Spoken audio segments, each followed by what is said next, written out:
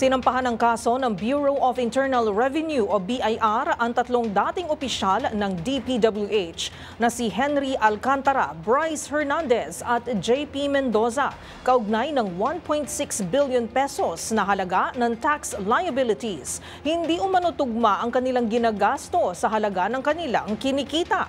Magbabalita si Boy Gonzales. Naghain ng kasong kriminal ang Bureau of Internal Revenue sa tanggapan ng Department of Justice laban sa tatlong dating opisyal ng Department of Public Works and Highways o DPWH sa dahil sa manoy 1.6 billion na tax liabilities kaugnay ng mga irregularidad sa mga flood control project. Kabilang sa mga inireklamo sina Henry Alcantara, Bryce Hernandez at JP Mendoza matapos lumabas sa investigasyon ang umano'y labis na paggastos at mga ari-arian na hindi tugma sa kanilang kita.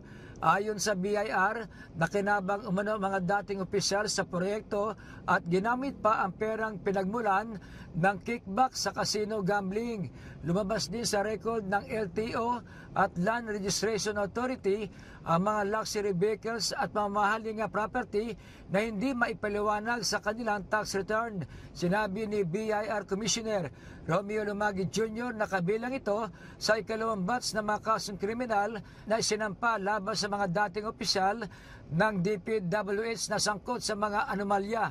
Sa kabuuan, 10 kaso na ang naisampa ng ahensya na may halagang 8.86 billion tax deficiency sa tulong ng DPWH, AMLAC, LRA, LTO, PAGCOR at Independent Commission on Infrastructure.